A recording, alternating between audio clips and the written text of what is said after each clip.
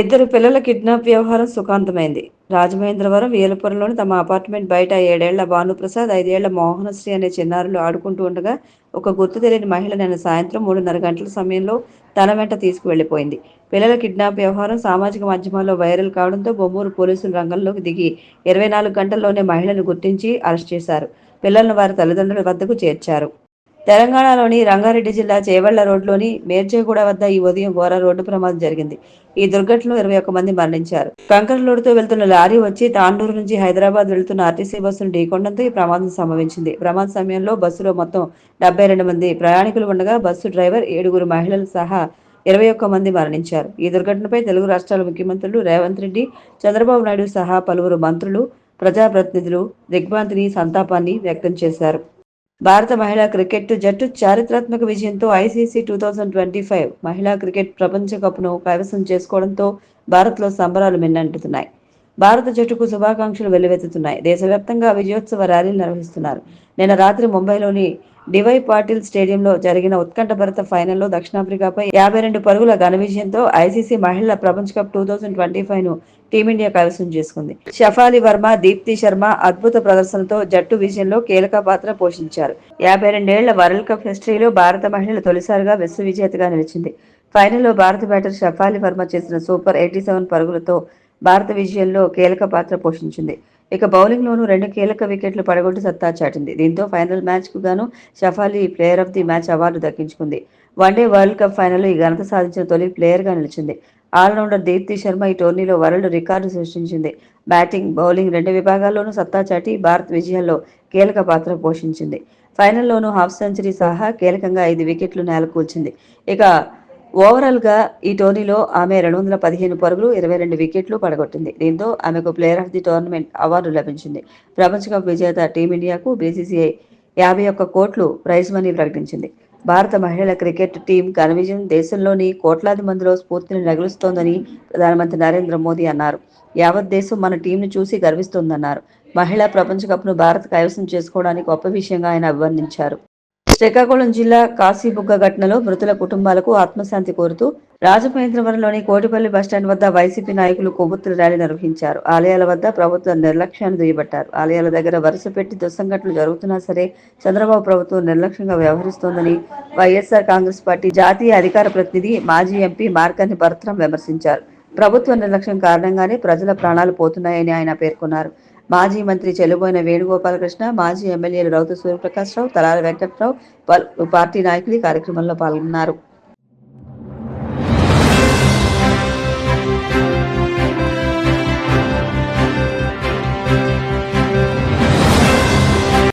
నమస్కారం, మీరు చూస్తున్నది సిసిసి డిజిటల్ 230 న్యూస్ బులెటిన్. ఈనాటి వార్తలకు ముందుగా ముఖ్యాంశాలు.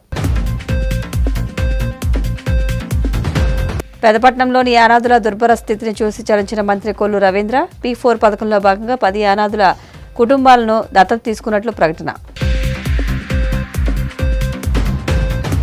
అద్దంకి మండలంలోని మంత తుఫాను ప్రభావిత ప్రాంతాల్లో మంత్రి గొట్టిపాటి రవికుమార్ పర్యటన. దెబ్బతిన్న పంట పొలాలు, వంతెనలు, రహదారుల పరిశీలన.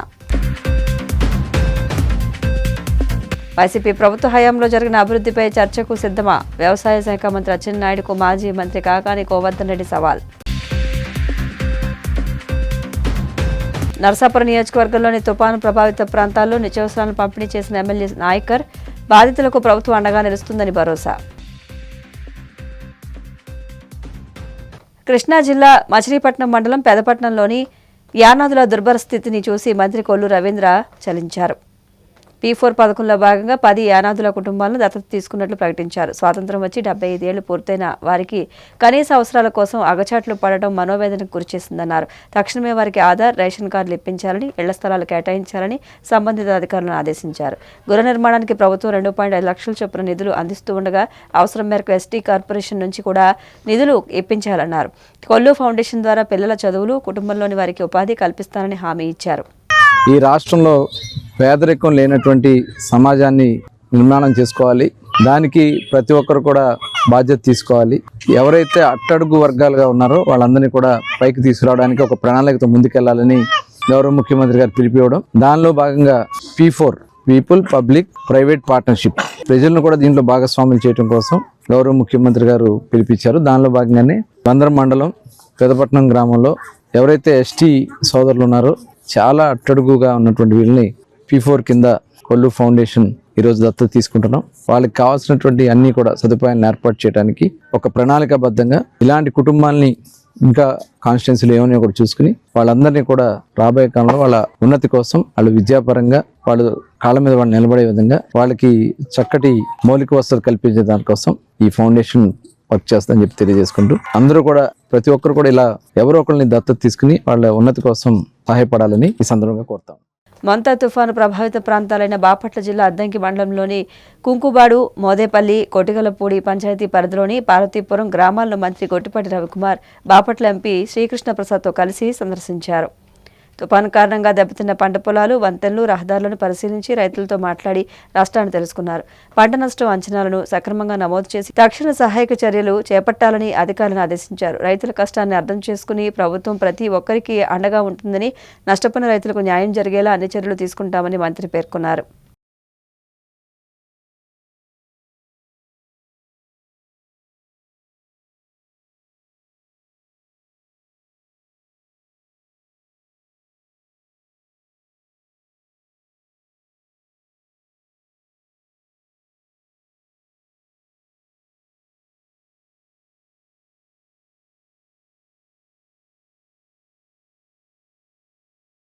మంత్రి అచ్చెన్నాయుడుకు మాజీ మంత్రి కాకాని గోవర్ధన్ రెడ్డి సవాల్ విసిరారు. వైసీపీ ప్రభుత్వ హయాంలో జరిగిన అభివృద్ధిపై చర్చకు సిద్ధమా అని సవాల్ చేశారు. రైతుల సమస్యలపై చర్చించేందుకు చంద్రబాబు, అచ్చెన్నాయుడు సిద్ధమా అని ప్రశ్నించారు. వైసీపీ హయాంలో ఆర్బీకే వ్యవస్థ ద్వారా రైతులకు జగన్ అండగా నిలిచారన్నారు. వైఎస్ జగన్ తెచ్చిన వ్యవస్థలను చంద్రబాబు కుట్రపూరితంగా నిర్వీర్యం చేశారని ధ్వజమెత్తారు. చంద్రబాబు మాటలు నమ్మి ప్రజలు, రైతులు మోసపోయారని, కూటమి నేతల తీరు చూసి ప్రజలు చీకొడుతున్నారని దుయ్యబట్టారు.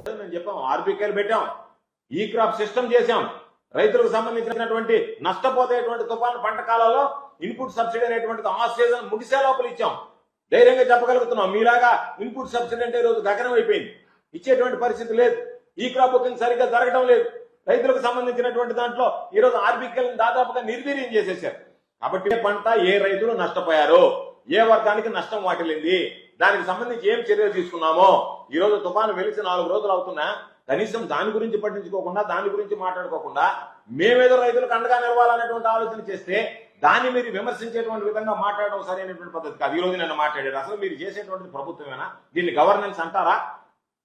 మేము 11,780 కొన్నాం, కానీ మార్కెట్ లో 15,000 రూపాయలు వచ్చేసింది కాబట్టి దాని గురించి మేము పట్టించుకోలేదు అన్నట్టుగా మీరు మాట్లాడడం అనేటువంటిది. ఈ మాట మీరు మా దగ్గర మాట్లాడడం కాదు, రైతుల దగ్గర పోయి మాట్లాడండి. మేమేమో 11,780 కొంటానన్నా, మీరు 15,000కు అమ్ముకున్నారు కాబట్టి మేము కొనలేదనేటువంటి మాట చెప్తే రైతులు మిమ్మల్ని దేనితో కొడతారో అర్థమవుతుంది. ఆర్బీకే లేకపోతే, విలేజ్ అగ్రికల్చర్ అసిస్టెంట్ లేకపోతే ఈరోజు కనీసం మీకు గ్రామాలలో ఎవరన్నా పాపం వ్యవసాయం గురించి కానీ, రైతుల గురించి కానీ, సూచన కానీ, సలహా కానీ, లేదా ఏదైనా సమస్య గురించి పరిష్కారం కానీ, ఏదైనా వివరణ కానీ ఏదైనా ఇచ్చేటువంటి సచివాలయాలు అనేటువంటివి లేకపోతే, సచివాలయ ఉద్యోగులు లేకపోతే ఈ రోజు ఉన్నటువంటి పరిస్థితుల్లో మొన్న జరిగినటువంటి తుఫాను నేపథ్యంలో మొత్తం కుప్పకూలిపోయినటువంటి పరిస్థితి ఉండేది వ్యవస్థ అంతా.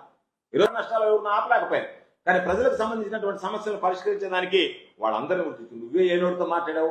ఇవన్నీ షోలు అని చెప్పి మాట్లాడాడు. చంద్రబాబు నాయుడు ఏం మాట్లాడుతున్నాడు? సచివాలయాలన్నింటినీ కూడా స్వర్ణాంధ కేంద్రాలుగా మారుస్తానని చెప్పి మాట్లాడాడు. అంటే ఎక్కడికి పోతే అంటే ఈ రోజు ఈ మాట, ఈ అవసరం, సచివాలయ ఉద్యోగులు సచివాలయాల అవసరం అనుకుంటే దాని గురించి ఒక మాట మాట్లాడతారు. పని తీరిపోతే మరొక రోజు అవన్నీ షోలు తప్ప ఏం ఉపయోగం లేవు అని చెప్పి మీరే మాట్లాడతారు. కాబట్టి ఈ రోజు మీరు అడిగారు రైతులకు సంబంధించి ఏం పరిహారం ఇచ్చామంటున్నారు. మేము ఛాలెంజ్ చేస్తున్నాం. ప్రభుత్వం నీ చేతిలో ఉంది, రికార్డు మీ దగ్గర ఉంది. ఉచిత పంటల బీమా అమలు చేసామో లేదో, ఉచిత పంటల బీమాకు సంబంధించి అచ్చినాయుడు ఉచిత పంటల బీమాకు సంబంధించి 7,802 కోట్ల రూపాయలు ఇచ్చాం. సీఎం యాప్ పెట్టి ప్రతిరోజు కంటిన్యూస్ మానిటరింగ్ చేసాం అగ్రికల్చర్ ప్రొక్యూర్మెంట్ గురించి, ప్రైస్ గురించి. ఏ రోజు తగ్గితే ఆ రోజు వెంటనే ప్రొక్యూర్మెంట్ స్టార్ట్ చేసేటువంటి విధంగా మీలాగా ఈ రోజు మీరు ఉత్తర్వులు ఇస్తే తప్ప లేకుండా ఆటోమేటిక్ గా తగ్గింది. అంటే జగన్మోహన్ రెడ్డి గారు సమీక్షించి ఒకటే విషయం చెప్పారు, ఎవరు ఉత్తర్వులు అవసరం లేదు, మీరే తగ్గింది. ఈ రోజు దీనికి సంబంధించినటువంటి గిట్టుబాటు ధర తగ్గింది, కనీస మద్దతు ధర తగ్గింది, వెంటనే కొనుగోలు ప్రారంభించండి అని చెప్పి ఆ రోజు ఉత్తర్వులు ఇచ్చాం. నీ దగ్గర ఆ పరిస్థితి ఉందా? మీరు ఆ పరిస్థితి చేసేటువంటి పరిస్థితులు ఉన్నారా? ఈ రోజు మీరు ధరల స్థిరీకరణ నిధికి సంబంధించి మాట్లాడితే మేము 300 కోట్లు ఇచ్చామని సిగ్గు లేకుండా మాట్లాడుతున్నారు. 3,000 కోట్ల రూపాయలు ఇచ్చేస్తే 3,000 కోట్ల రూపాయల ధరల స్థిరీకరణ నిధి ఇస్తే మేము 7,800 2 కోట్ల రూపాయల రైతులకు సంబంధించినటువంటి ఫ్రీ క్రాప్ ఇన్సూరెన్స్ ఇస్తే ఒక 300 కోట్ల రూపాయలు ఇచ్చి దాన్ని 300 సార్లు మాట్లాడుకుంటున్నారంటే అంతకన్నా సిగ్గు చేటు అనేటువంటి విషయం మనకు ఉందా మీకు?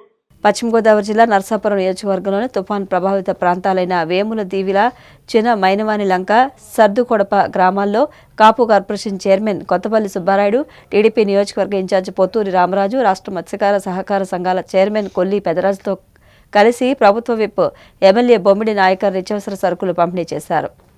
50 కేజీల బియ్యం, ఇతర సరుకులను ఇంటికి తీసుకువెళ్లలేక ఇబ్బంది పడుతున్న దివ్యాంగురాలని ఎమ్మెల్యే నాయకర్ గమనించి ఆయనే స్వయంగా బియ్యం బస్తాతో సహా సరుకులన్నింటినీ తన భుజాలపై మోసుకుని ఆమె త్రిచక్ర వాహనం వరకు చేర్చారు. దివ్యాంగురాలకి ఎమ్మెల్యే చేసిన సాయం ఆదర్శంగా నిలిచింది. ఈ సందర్భంగా ఆయన మాట్లాడుతూ తుపాను కారణంగా నష్టపోయిన వారందరికీ కూడా రాష్ట్ర ప్రభుత్వం అండగా నిలుస్తుందని భరోసా ఇచ్చారు.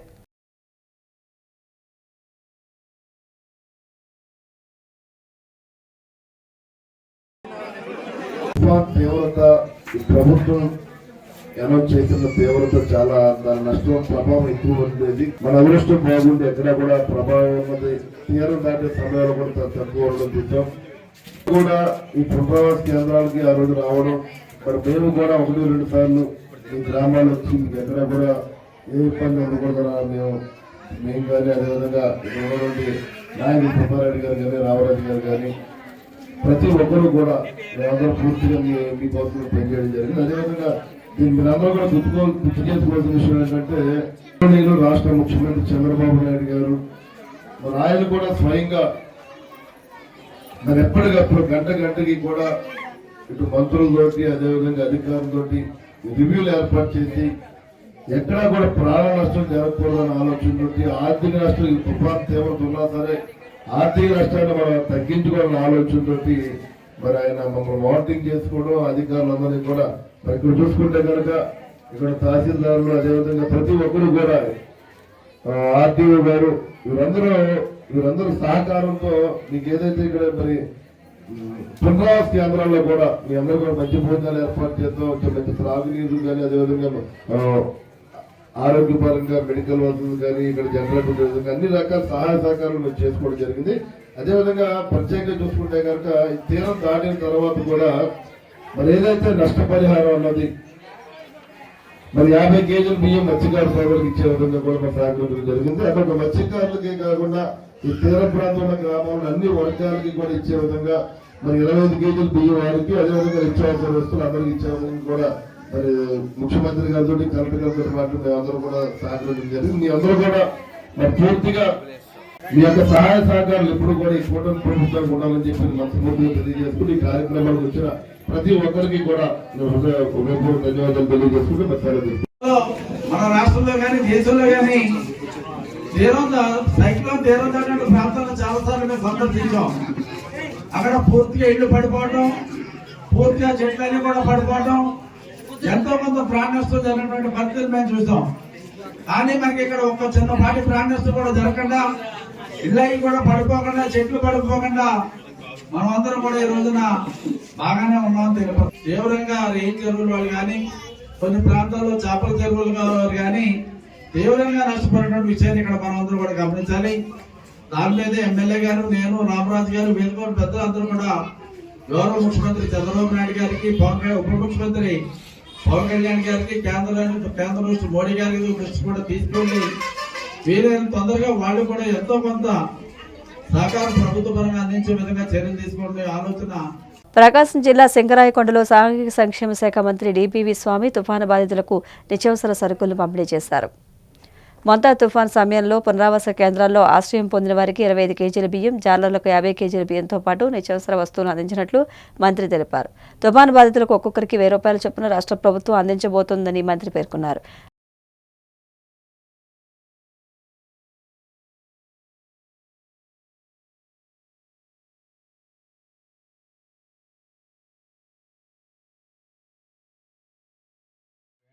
వెళ్ళవద్దని చెప్పినటువంటి వాళ్ళకి ఈ ఇస్తున్నాం.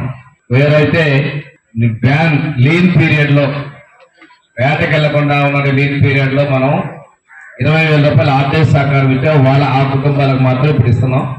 ఇంకేదన్నా ఒకటి అలా ఇబ్బందులు ఉంటే మిస్ అయితే వాటిని పరిశీలన చేస్తామని సందర్భంగా తెలియజేస్తుంది. వేటకి వెళ్ళవద్దని పోలీసులు అధికారులు చెప్పిన కుటుంబాలకి ఈ సహకారం ఇస్తున్నాం. మీరు ఒక్కసారి చూసుకుంటే 2019కి ముందు ఇలాంటి సహకారాలు ఉన్నాయి, గడులో ఇచ్చిన పరిస్థితులు లేవు. ఈ రోజు నేను 50 కేజీలు బియ్యము, 1 కేజీ పామాలిన్ ఆయిల్, 1 కేజీ కందిపప్పు, 1 కేజీ చక్కెర, 1 కేజీ ఉల్లిపాయలు, 1 కేజీ ఉర్లగడ్డలు, ఇవన్నీ కూడా ఆ కుటుంబాలకు ఇస్తున్నాం. ఇక్కడ పనులు లేకుండా ఇబ్బంది కూడా కుటుంబాలు ఉన్నాయి. వీళ్ళందరూ కూడా గంగపుత్రులు అయినప్పటికీ కూడాను సముద్రం మీదనే వాళ్ళ జీవనాధారం. కిలోమీటర్ల దూరం పోయి ప్రాణాలను పణంగా పెట్టి వారి సంపాదనతో పాటు ప్రజలకు ఆహారాన్ని అందించేటువంటి కష్టంలో ఉన్నటువంటి క్లిష్టమైనటువంటి వృత్తిలో ఉన్నటువంటి పనిచేస్తున్నటువంటి వాళ్ళ కోసం అండగా ఉండాలని ముఖ్యమంత్రి గారు నిర్ణయం చేశారు. 2 తుఫాన్లు వచ్చాయి. రెండోది అతి పెద్ద తుఫాను మౌంట తుఫాను. ఈ తుఫాన్ సందర్భంగా ముఖ్యమంత్రి గారు అయితే ఉదయం 10 గంటల నుంచి రాత్రి 11 గంటలు అవుతున్నారు. చంద్రబాబు నాయుడు గారు, ఉప ముఖ్యమంత్రి పవన్ కళ్యాణ్ గారు కూడా మార్నింగ్ సచివాలయానికి వెళ్ళి విద్యాశాఖ మంత్రి లోకేష్ గారు అయితే రాత్రిపూట కూడా అక్కడే పడుకొని సమీక్ష చేయడం జరిగింది. జిల్లా కలెక్టర్ గారి ఆధ్వర్యంలో గ్రామ స్థాయిలో ఉన్నటువంటి రెవెన్యూ గ్రామ సహాయకుల దగ్గర వరకు పూర్తి స్థాయిలో ఫీల్డ్ అసిస్టెంట్లు కావచ్చు, వివోఏలు కావచ్చు, అందరూ కూడా గ్రామ స్థాయిలో ప్రభుత్వం నుంచి వేతనం పొందేటువంటి ప్రతి ఒక్క వ్యక్తి కూడా దీనిలో నిమగ్నం అయ్యారు. గంటకి ముఖ్యమంత్రి గారు టెలికాన్ఫరెన్స్ చేస్తున్నారు, అధికారులతో వీడియో కాన్ఫరెన్స్ తీసుకున్నారు. మీరు ఒకసారి చూసుకుంటే ఇంత పెద్ద విపత్తులో ఏ ఒక్క ప్రాణం పోకుండా కాపాడడం జరిగింది. ఏ ఒక్క పశువుని చనిపోకుండా చేయడం జరిగింది. చెట్టు పడింది అంటే గంటలో చెట్లు తీశారు. మా మండలంలో కూడా కలిపోయే రోడ్లో 2 చెట్లు, 3 చెట్ల మూలగుంట పడలో 1 చెట్టు పడిన వెంటనే ఆ సచివాలయంలో ఉన్నటువంటి సిబ్బంది సమాచారం ఇవ్వడగానే అధికారులు వెళ్లి వాటిని తొలగించడం జరిగింది. అదేవిధంగా కరెంటు స్తంభం పడిపోయిందంటే 2 గంటలు 3 గంటల లోపలనే కొత్త స్తంభాన్ని ఏర్పాటు చేశారు. కరెంటు కోతలు కూడా పెద్దగా లేకుండా చర్యలు తీసుకోగలిగారు. ఇంత పెద్ద విపత్తులో రాష్ట్రంలోనే ఎక్కడైనా దురదృష్టవశాత్తు 1-6 ఉంటే వేళ్ల మీద లెక్కగలిగే సంఖ్య తప్పితే నేను ప్రమాదం లేదు. ఈ విషయంలో మద్దా తుఫాన్ను ఆసరాగా చేసుకుని పులివెందుల పులికేసి జగన్మోహన్ రెడ్డి అసత్యాలు ప్రచారం చేస్తున్నారని ఏపీఎస్ఏఎం వైస్ చైర్మన్ మర్రెడ్డి శ్రీనివాసరెడ్డి విమర్శించారు. మంగళగిరి టీడీపీ కేంద్ర కార్యాలయంలో ఆయన మీడియాతో మాట్లాడారు. కష్టకాలంలో ఉన్న రైతులకు ధైర్యాన్ని నింపాల్సింది పోయి పచ్చి అబద్దాలు, ఆధైర్యపరిచే మాటలతో దుష్ప్రచారం చేస్తున్నారని మండిపడ్డారు. గత వైసీపీ పాలనలో రైతాంగానికి పెద్ద ఎత్తున మేలు చేసినట్టు, కూటమి ప్రభుత్వం రైతులను గాలికి వదిలేసినట్టు జగన్ అసత్య ప్రచారాలు చేస్తున్నారని దుయ్యబట్టారు. ఈ మధ్యకాలంలో రాష్ట్రంలో వచ్చినటువంటి ఈ మోంతా తుఫాన్ని ఆసరా చేసుకొని జగన్మోహన్ రెడ్డి గారు, అదే అందరూ ముద్దుగా పిలుచుకునేటువంటి పులివెందుల పులకేసి గారు, 2 సంవత్సరాలు ఆయన ప్రభుత్వం 2019 నుంచి 2024 వరకు కూడా ఈ రాష్ట్ర ముఖ్యమంత్రిగా ఉన్నటువంటి వ్యక్తి కష్టకాలంలో ఉన్నటువంటి రైతులకి ధైర్యాన్ని నింపాల్సింది పోయి పచ్చి అబద్ధాలు, అధైర్యపరిచేటువంటి మాటలతోటి కథనాలు వండివారుస్తూ ప్రెస్లో కనపడతా ఉన్నారు. చెప్తారు ఈ రాష్ట్రంలో జగన్మోహన్ రెడ్డి కాలం రైతాంగానికి చాలా పెద్ద ఎత్తున మేలు చేసి కూటమి ప్రభుత్వం రైతుల్ని గాలికి వదిలేసినట్టు. మనం ఒక మాట చెప్తే అది చూసినటువంటి ప్రజానీకం ఆలోచన చేస్తారు. ఆలోచన చేసిన తర్వాత ముఖం పైన ఉమ్ము రాస్తారు అనేటువంటి కనీసమైనటువంటి ఇంకిత జ్ఞానం అనేది మనుషులకు ఉండాలి. ఎవరైనా ఒక మాట మాట్లాడేటప్పుడు, ఒక ప్రకటన చేసేటప్పుడు అది ప్రజలకి మదిలో ఉన్న అంశాలే, మనసులో ఉన్న అంశాలే, వాళ్ళు చూసినవే, అనుభవించినవే, మరింత కాలం యుగాలు కాలేదు, తరాలు కాలేదు, మన కళ్ళ ముందే జరిగింది అనేటువంటి ఆలోచన చేసుకోవాలి. తీర ప్రాంతంలో సహజంగానే అధిక వర్షాలు, వరదలు, తుఫాన్లు, అల్పపీడనాలు, రకరకాల రూపాల్లో కూడా ప్రకృతి యొక్క ప్రళయాలు, ప్రళయం వచ్చినప్పుడు వచ్చే ఇబ్బందులు అందరికీ కూడా ఇదితమే. ఈరోజు కాదు, తరతరాలుగా కూడా ఇది ఉంది, తీర ప్రాంతంలో ఉంటుంది. అది ఎవరి ప్రభుత్వం ఉన్నా. కానీ విడ్డూరంగా జగన్మోహన్ రెడ్డి గారు అలాంటి ప్రకృతి ప్రకోపాలని, ప్రకృతి విలయాల్ని కూడా అరచేయి అడ్డుపెట్టి ఆపినట్టు, కూటమి ప్రభుత్వం రైతుల్ని పట్టించుకోనట్టు మాట్లాడటమే విడ్డూరంగా ఉంది ఈరోజు. ఒకసారి ఆలోచన చేసుకోవాలి. రైతాంగం పట్ల, వ్యవసాయం పట్ల జగన్మోహన్ రెడ్డి గారి యొక్క ఆలోచన ఏంటి, చంద్రబాబు నాయుడు గారి యొక్క ఆలోచన ఏమిటి అనేటువంటిది. విత్తనం నుంచి విక్రయం వరకు రైతుని అడుగడుగునా దగా చేసినటువంటి చరిత్ర జగన్మోహన్ రెడ్డి గారిది. వర్షం వస్తే, వరదలు వస్తే అక్కడ ఆ పరిసర ప్రాంతాల్లో ఉన్నటువంటి ప్రజానీకానికి కనీసం ముఖం కూడా చూపించినటువంటి చరిత్ర జగన్మోహన్ రెడ్డి గారిది. కర్మకాలి నెల తర్వాత పోతే రెడ్ కార్పెట్లు పరుచుకొని, స్టేజీలు కట్టుకొని, ఇనుప బారికేట్లు పెట్టుకొని, వేల మంది పోలీసుల్ని రక్షణగా తీసుకొని రైతాంగాన్ని 200 మీటర్ల దూరం నుండి మాట్లాడిచ్చినటువంటి చరిత్రని మీడియా అంతా చూపించింది. ప్రజలందరూ చూశారు. గోదావరి వరదల్లో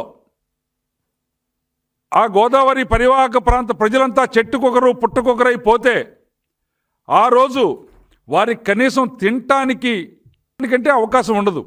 చెట్టో పుట్టో పట్టుకొని పోయి పరదాలతోటి గూళ్ళు ఏర్పాటు చేసుకొని ఉంటే ఓ ప్రభుత్వ అధినేతగా జగన్మోహన్ రెడ్డి గారు కానివ్వండి, జగన్మోహన్ రెడ్డి గారి ప్రభుత్వం కానివ్వండి, వారికి కనీసం తినేదానికి కూడా అవకాశం కల్పించకపోతే ఆ రోజు కూడా తెలుగుదేశం పార్టీ అధైర్యపడకండి, మంచి రోజులు వస్తాయి, ధైర్యంగా ఉండమని చెప్పేసని ఆహార ధాన్యాలు, ఆహార పదార్థాలు, నూనెలు, వెలుతురు కోసం కొవ్వొత్తులు సరఫరా చేసినటువంటి చరిత్ర తెలుగుదేశం పార్టీ కేడర్ది. తెలుగుదేశం పార్టీ అధినాయకుడి ఆదేశానుసారం ఎన్టీఆర్ ట్రస్ట్ నుంచి పింఛా నదిలో ఉన్నటువంటి అన్నమయ్య డ్యాం కొట్టుకుపోయి నన్ను చెప్తున్నాడు, నా 5 సంవత్సరాల పరిపాలనలో వరదలు వస్తే 16 మంది మాత్రమే మరణించారు, నేను కంట్రోల్ చేశానని.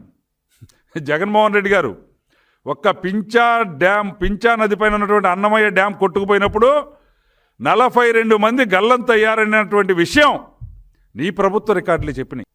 వేలాది పశువులు, ఆ నదిలో సేద తీరినటువంటి పశు సంపద మొత్తం కూడా, ఆ గ్రామాల పశు సంపద అంతా కూడా కొట్టుకొని పెట్టినటువంటి పరిస్థితి. వేలాది ఎకరాల్లో పొలాలన్నీ కూడా మేట వేసినటువంటి పరిస్థితి. అయినా కూడా వాళ్ళని కనీసం కన్నెత్తి చూడకుండా నెల తర్వాత వెళ్ళావు. ఆ సందర్భంలో కూడా తెలుగుదేశం పార్టీ ఎన్టీఆర్ ట్రస్ట్ నుంచి పెద్ద ఎత్తున ఆ కుటుంబాలని ఆదుకునేటువంటి కార్యక్రమం చేసినటువంటి పరిస్థితి రాష్ట్రం అంతా గమనించింది. అటు గోదావరిలో కానీ, ఇటు పెన్నాకు సంబంధించి కానీ, లేదా ఇటు పింఛా ఉపనదులపైన కానీ వచ్చినటువంటి వరదల్లో చేసినటువంటి చరిత్ర చూశారు. నువ్వు ఈరోజు ఒక్క వరదను అడ్డం పెట్టుకొని ఏవో అబద్ధాలు వండి వార్చేటువంటి కార్యక్రమాన్ని చేయాలి అని చెప్పి చూస్తూ ఉన్నావు. శాకాహారం అమృతాహారం అని జంతువుల పట్ల ప్రేమతో మెలగాలని పిరమిడ్ సొసైటీ మాస్టర్స్ పిలుపునిచ్చారు. ఏలూరు జిల్లా వేమడోలు గ్రామంలో pyramid society master G Appanna ఆధ్వర్యంలో శాకాహార శాంతి ర్యాలీని పిరమిడ్ సొసైటీ సభ్యులు నిర్వహించారు. శాకాహారం ఆవశ్యకతను తెలియజేస్తూ స్థానిక సాయిబాబా ఆలయం నుంచి గాంధీబొమ్మ సంత మార్కెట్ మీదుగా వేమడోలు జంక్షన్ వరకు భారీ శాంతి ర్యాలీని చేపట్టారు. ఈ సందర్భంగా మాస్టర్స్ మాట్లాడుతూ ఈ నెల 11వ తేదీ పిరమిడ్ సొసైటీ వ్యవస్థాపకులు సుభాష్ పత్రిజీ జయంతిని పురస్కరించుకుని జిల్లా వ్యాప్తంగా ఈ నెల 1వ తేదీ నుంచి శాకాహార శాంతి ర్యాలీ నిర్వహిస్తున్నట్లు పేర్కొన్నారు.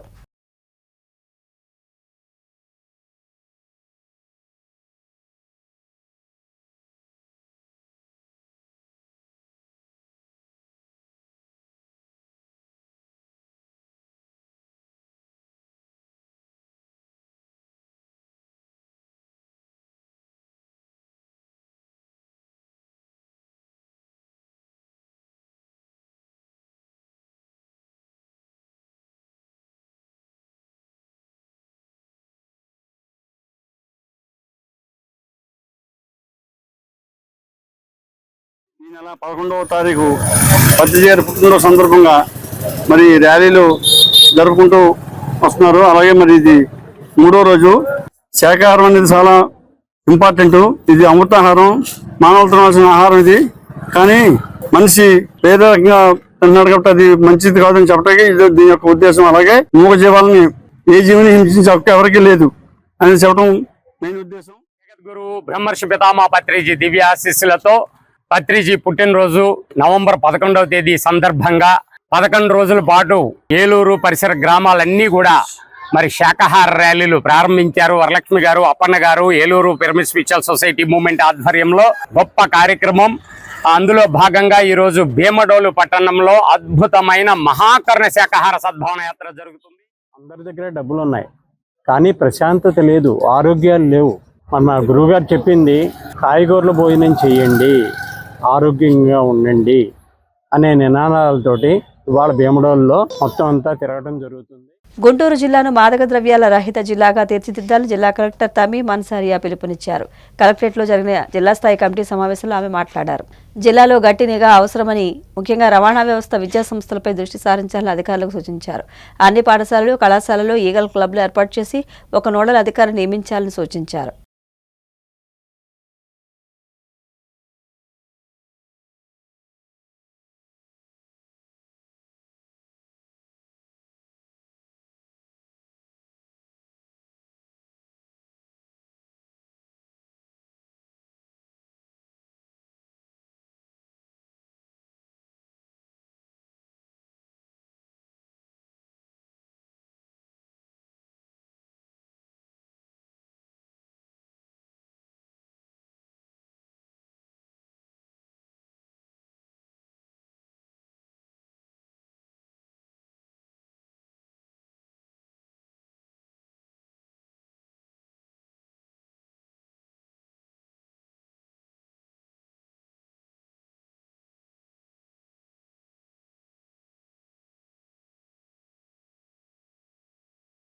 వార్తలు ముగించే ముందు ముఖ్యాంశాలు మరొకసారి. పెదపట్నంలోని యానాదుల దుర్భర స్థితిని చూసి చలించిన మంత్రి కొల్లు రవీంద్ర. P4 పథకంలో భాగంగా 10 యానాదుల కుటుంబాలను దత్తత తీసుకున్నట్లు ప్రకటన. అద్దంకి మండలంలోని మంత తుఫాను ప్రభావిత ప్రాంతాల్లో మంత్రి గొట్టిపాటి రవికుమార్ పర్యటన. దెబ్బతిన్న పంట పొలాలు, వంతెనలు, రహదారుల పరిశీలన. వైసీపీ ప్రభుత్వ హయాంలో జరిగిన అభివృద్ధిపై చర్చకు సిద్ధమా? వ్యవసాయ శాఖ మంత్రి అచ్చెన్నాయుడుకు మాజీ మంత్రి కాకాని గోవర్ధన్ రెడ్డి సవాల్. నర్సాపురం నియోజకవర్గంలోని తుపాను ప్రభావిత ప్రాంతాల్లో నిత్యావసరాలను పంపిణీ చేసిన ఎమ్మెల్యే నాయకర్. బాధితులకు ప్రభుత్వం అండగా నిలుస్తుందని భరోసా. CCC డిజిటల్ 230 న్యూస్ బులెటిన్ ఇంతటితో సమాప్తం. నమస్కారం.